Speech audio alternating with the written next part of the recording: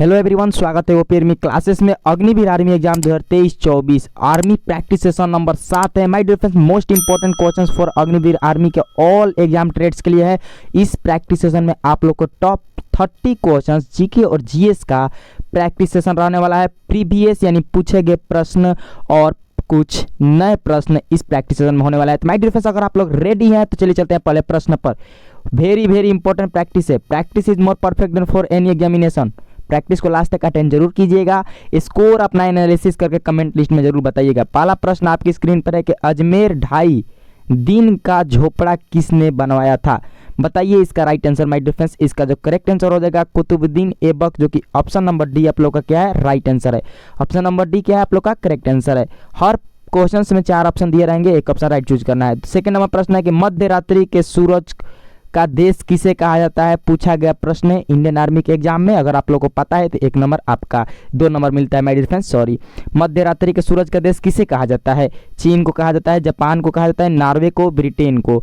ये practice session का most important question है। तो इसका जो करेक्ट आंसर हो जाएगा आप लोग का, मध्य रात्रि के सूरज का देश नॉर्वे को कहा जाता है, यानी नॉर्वे आप लोग का ऑप्शन नंबर सी में है। तो ऑप्शन नंबर सी आप लोग का राइट उत्तर होगा। चलिए 3 नंबर प्रश्न चलते हैं। 3 नंबर प्रश्न है कि संतोष ट्रॉफी का संबंध किस खेल से है? खेल से, स्पोर्ट से एक प्रश्न आपके सिलेबस में दिया है। एक प्रश्न उस सिलेबस से आप लोग को इंडियन आर्मी का ऑल ट्रेड्स में देखने को मिलता है, इसलिए मैंने संतोष ट्रॉफी का संबंध किस खेल से, ये पूछा गया प्रश्न है आर्मी के टेक्निकल के एग्जाम में। पहले तो बताइए इसका right answer. Cricket, football, hockey, basketball. तो इसका करेक्ट आंसर हो जाएगा फुटबॉल, जो कि ऑप्शन नंबर बी आप लोग का राइट उत्तर है। 4 नंबर प्रश्न चलता है कि पृथ्वी के ऊपरी परत को क्या कहते हैं? बताइए पृथ्वी के ऊपरी परत को क्या कहते हैं? कोर, कास्ट, मेंटल, कोई नहीं। इसका राइट आंसर होगा माय डियर फ्रेंड्स आप लोग का option number B, caste is the right answer. My dear friends, पहले मैं आप लोग को सॉरी बोलना चाहता हूँ क्योंकि आज हम लोग का है धनतेरस, माँ लक्ष्मी का वास करती है। तो सबसे पहले आप सभी आर्मी लवर्स, आर्मी के तैयारी करने वाले कैंडिडेट को हमारे ओपी आर्मी के क्लास के तरफ से हैप्पी आप लोग का धनतेरस दिवस का शुभकामनाएं करती है, हार्दिक स्वागत करती है। आप लोग आगे बढ़ते रहिए। चलिए 5वें प्रश्न पर, जो आज के प्रैक्टिस सेशन में 25+ स्कोर करेगा उनका धनतेरस बन गया, क्योंकि प्रैक्टिस ही हम लोग का सब कुछ है। बताइए विश्व में कितने महाद्वीप है? विश्व में कितने महाद्वीप है? 5, 6, 7। ये 6 2 बार हो गया माय डियर फ्रेंड्स, इसके लिए माफी चाहता हूँ। बट जो विश्व में हम लोग का कितने महाद्वीप है, तो 7 महाद्वीप है। आप लोग का ऑप्शन नंबर डी करेक्ट उत्तर रहेगा। चलिए 6 नंबर प्रश्न चलते हैं कि विश्व में सर्वाधिक तेज गति से रेलगाड़ी चलाने का श्रेय किस देश को प्राप्त है? सर्वाधिक, जो विश्व में सर्वाधिक तेज गति से रेलगाड़ी चलाने वाला यानी ट्रेन चलाने वाला श्रेय किस देश को प्राप्त है? आप ऑप्शन आप लोग को स्क्रीन पर चीन दिया है, दक्षिण कोरिया, स्विट्जरलैंड या फ्रांस। इसका जो करेक्ट आंसर हो जाएगा माय डियर फ्रेंड्स आप लोग का चीन को दिया गया है, जो कि चीन आप लोग का क्या है, करेक्ट आंसर है। आप लोग को याद नहीं है तो याद कर लीजिए इसको। 7 नंबर प्रश्न है कि राज्यों में सड़क मार्ग की लंबाई प्रथम स्थान किसका है? राज्यों में सड़क मार्ग की लंबाई, जो हमारे भारत राज्य में जो है राज्य, वो कौन सा राज्य है जो सड़क मार्ग की लंबाई में सबसे प्रथम स्थान प्राप्त किया है? महाराष्ट्र है, या उत्तर प्रदेश, या मध्य प्रदेश, या राजस्थान? तो इसका करेक्ट आंसर हो जाएगा महाराष्ट्र। महाराष्ट्र जो है सड़क मार्ग में सबसे लंबाई वाला सड़क मार्ग का प्रथम स्थान प्राप्त किया हुआ है। 8 नंबर प्रश्न है कि भारत का सबसे लंबा राष्ट्रीय राजमार्ग कौन सा है? बताइए भारत का सबसे लंबा राष्ट्रीय राजमार्ग कौन सा है? NH44, NH48, NH53, NH27। इसका राइट आंसर हो जाएगा NH44, जो कि option number A is the right answer for this question. चलिए 9 नंबर प्रश्न चलते हैं कि प्रधानमंत्री ग्राम सड़क योजना PMGSY किस वर्ष प्रारंभ की गई थी? प्रधानमंत्री ग्राम सड़क योजना किस वर्ष प्रारंभ की गई थी? 1999 ईस्वी, या ऑप्शन नंबर बी है 2000 ईस्वी, या 2001 ईस्वी, या 2002 ईस्वी। इसका जो करेक्ट आंसर हो जाएगा 2000 ईस्वी में प्रधानमंत्री ग्राम सड़क योजना का आरंभ किया गया था। आप लोग को पता है और याद नहीं है तो याद कर लीजिएगा। 10 नंबर प्रश्न है कि सड़कों के कुल लंबाई के हिसाब से विश्व में भारत का कौन सा स्थान है? जो सड़क की लंबाई है उसमें पूरा वर्ल्ड में भारत का कौन सा स्थान है? आप लोग के ऑप्शन दिया गया है पहला, दूसरा, तीसरा, चौथा। अब आप लोग बताइए इसका right answer. My dear friends, channel पर नया है तो चैनल को सब्सक्राइब जरूर कर लीजिएगा, नोटिफिकेशन बेल आइकन को भी ऑन कर लीजिएगा। 8 बजे आप लोग को ओपी आर्मी क्लास की तरफ से ज़बरदस्त प्रैक्टिस सेशन लेकर आता हूं। और क्योंकि मैं इसलिए प्रैक्टिस लेकर आता हूं कि आप कोई भी एग्ज़ाम को तैयारी कीजिए, बिना प्रैक्टिस का एग्ज़ाम निकलना असंभव ही होता है। मतलब होता है एक्सेप्शनल एक दो, लेकिन जो प्रैक्टिस है वो ऐसा चाबी, ऐसा की है कि सक्सेस का दरवाज़ा खोल देती है। इसीलिए प्रैक्टिस इज मोर परफेक्ट, मैं हर वीडियो में बोलता हूँ। आप हमारे साथ लगातार प्रैक्टिस करते रहिएगा। मैं 8 मंथ से प्रैक्टिस करा रहा हूँ, सिलेबस भी कंप्लीट कराया हूँ। जो भाई नए हैं उनके लिए सिलेबस इस चैनल पर अपलोड है। पीडीएफ का टेंशन ना लीजिए, पीडीएफ आप लोग को टेलीग्राम पर अपलोड रहता है। हर वीडियो के लास्ट में आप लोग को क्लास के लास्ट में टेलीग्राम पर पीडीएफ प्रोवाइड करवा देता हूं। बताइए इसका राइट आंसर, इसका जो करेक्ट आंसर होगा आप लोग का दूसरा होगा। जो हम लोग का भारत देश है सड़क के मामला में दूसरा स्थान है। कितना दूसरे, कौन सा, कुल लंबाई के हिसाब से दूसरा स्थान है, ठीक है, याद रखिएगा। अब 11 नंबर प्रश्न वेरी इंपॉर्टेंट पूछा गया प्रश्न है कि सिखों के 10वें गुरु गोविंद सिंह किसके पुत्र थे? बताइए, थोड़ा सा टफ क्वेश्चन। कि सिखों के 10वें गुरु गोविंद सिंह, जो सिखों के 10वें गुरु कौन थे? तो गुरु गोविंद सिंह थे। उन किसके वो पुत्र थे? गुरु नानक देव के, या गुरु अर्जुन देव के, या गुरु रामदास के, या गुरु तेग बहादुर जी के? तो इसका जो राइट आंसर होगा गुरु तेज बहादुर जी का है। वो 10वें गुरु जो सिख थे हम लोग का गुरु गोविंद सिंह, वो गुरु तेग बहादुर जी के पुत्र थे। 12 नंबर प्रश्न अब लीजिए। 12 नंबर प्रश्न का तो उत्तर मैं 11 नंबर में ही बता दिया, बट कोई बात नहीं, अगर आपने नहीं सुना होगा तो फिर भी इसका राइट उत्तर तो आप लोग को बताना है, क्योंकि प्रैक्टिस में क्वेश्चन तो ऑलरेडी डाल दिया गया है। कि सिखों के 10वें गुरु थे, ये तो बार बार पूछा गया प्रश्न है, ये बार बार रिपीट करता है प्रश्न VVI। हरगोविंद सिंह, गुरु हरगोविंद सिंह, या गुरु हरिकिशन सिंह जी, या गुरु तेग बहादुर जी सिंह, या गुरु गोविंद सिंह? इसका जो करेक्ट आंसर होगा गुरु गोविंद सिंह जो हुआ सिखों का 10वां गुरु थे गुरु गोविंद सिंह जी, जो कि आप लोग का option number D right answer है। 13 नंबर प्रश्न है कि हिंदू धर्म का आधार ग्रंथ है, हम लोग सनातनी हैं, हिंदू धर्म का आधार ग्रंथ कौन सा है? आप लोग के ऑप्शन है वेद, उपनिषद, रामायण, महाभारत। इसका राइट आंसर हो जाएगा Ved. Ved is the right answer for this question. ये जो क्वेश्चन का राइट आंसर क्या था? वेद था। तो वेदों की संख्या बता दीजिए। मैं इस प्रैक्टिस सेशन का एक लेवल का आप लोगों को क्वेश्चन सेट किया हूँ आपके अकॉर्डिंग टू एग्जाम को देखते हुए। बताइए वेदों की संख्या कितनी है? 2, 3, 4, 5। इसका जो राइट आंसर होगा वेदों की संख्या 4 होती है, आप लोग याद रखिएगा। अब यहीं पर आप लोग को मैं एक क्वेश्चन पूछ दिया हूँ जो कि ऑलरेडी इंडियन आर्मी में पूछा गया प्रश्न है कि सबसे प्राचीन वेद कौन सा है? वहाँ आप लोग को वेदों का फिर संख्या पूछे, और यहीं पर मैंने आप लोग को प्रीवियस ईयर प्रश्न डाल दिया कि सबसे प्राचीन वेद कौन सा है? ऋग्वेद, सामवेद, यजुर्वेद, अथर्ववेद। तो इसका जो करेक्ट आंसर हो जाएगा ऋग्वेद, जो कि सबसे प्राचीन वेद है। ये आप लोग का ऑप्शन नंबर ए राइट आंसर है। ये भी रिपीट करता है प्रश्न, इसको भी कर लीजिएगा। अब आप लोग का क्या है कि 16 से 30 तक जीएस यानी सामान्य ज्ञान का प्रश्न का प्रैक्टिस सेशन रहने वाला है, वो भी एक लेवल का। मैं लेवल क्या बताऊं आपको, एक ही बात बताता हूं कि according to your exam, simple.